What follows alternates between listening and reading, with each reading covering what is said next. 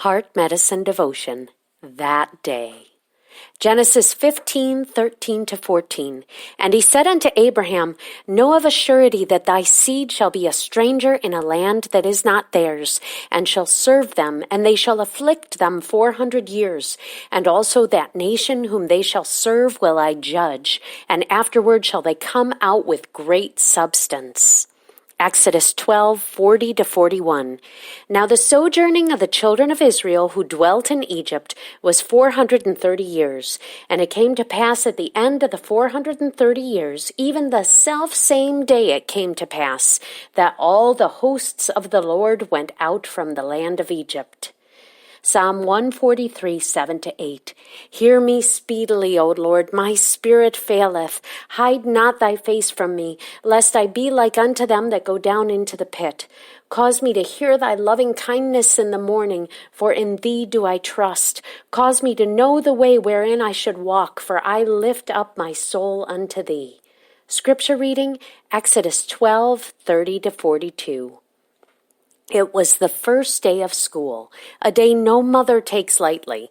I pulled into the parking lot 20 minutes ahead of schedule, anxious to see how my new fourth grader had fared. I craned my neck, watching as other kids climbed on buses and ran to their parents' cars, and I imagined Joey struggling to stuff way too much stuff into his new backpack. Then came the text. Joey wants to know when you'll be here to pick him up. It was our sweet and wonderful church secretary. Puzzled, I replied, I'm sitting in the parking lot. You would think that in 9 years of motherhood, I had built some sense of reliability in Joey's mind, but he somehow still questions my ability to come through. And then it hit me. I do that to God all the time. Greta wants to know when you're going to fix this.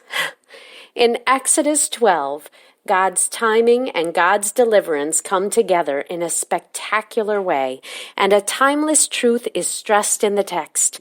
Though the day of deliverance was a surprise to the children of Israel, it was a day that was settled and scheduled in heaven long before the problem even existed. With that sovereignty in mind, let's look at a few scriptural truths that might help us through our seasons of waiting. Number 1, God's day is perfect timing.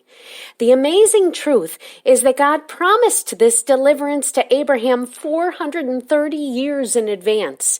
Isaac had not even been born yet, but God told Abraham that his descendants would be strangers in a strange land, who would be enslaved, and who would then be delivered by God himself. God even referenced the number of 400 years, and Exodus 12 confirms twice that deliverance came on the self-same or exact appointed day. Number 2, God's day is about more than just you.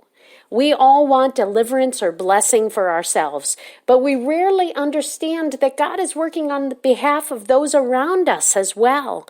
Exodus 12 mentions a mixed multitude, and restrictions are given later in the chapter regarding the Passover observance and the uncircumcised. The children of Israel left Egypt accompanied by Gentiles who had joined themselves to God's people one way or another, and like us today, they benefited from God's fulfilled promise to his chosen people.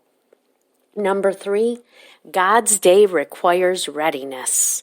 The children of Israel did not know the hour that they would have to leave, but they knew they had to be ready. There are multiple heavenly truths in the concept of unleavened bread. But in Exodus 12, the ability to move when God said move was more important than waiting for better bread. We all need to build the kind of margin into our lives that makes us available for God's divine appointments and God's deliverance. Number 4, God's day will exceed your expectations. The children of Israel didn't just leave as freed slaves.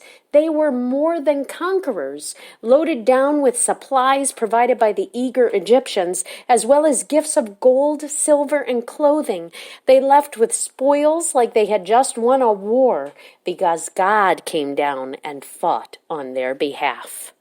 I love Exodus 12:41, where the host of heaven, led by the great I Am, the God who came down to deliver his people, marches out of Egypt with the children of Israel.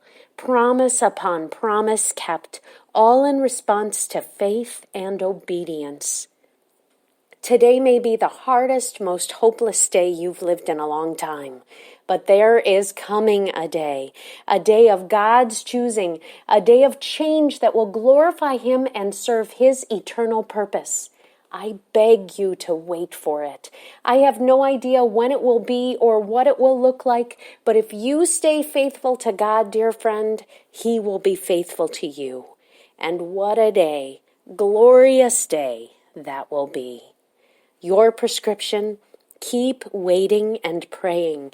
God is faithful. His deliverance may not be the deliverance you have ordered for yourself, but it will be the perfectly timed deliverance that brings him glory and accomplishes his will.